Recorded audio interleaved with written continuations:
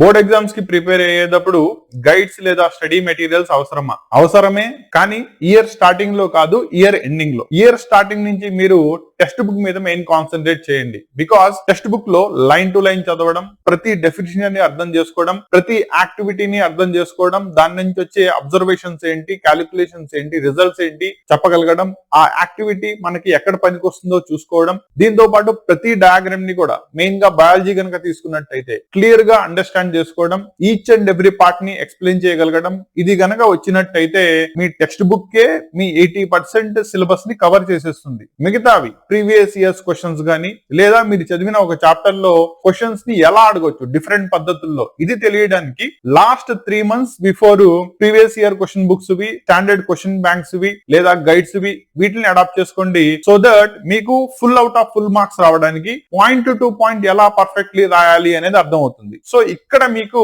Study materials యొక్క అవసరం ఉంటుంది.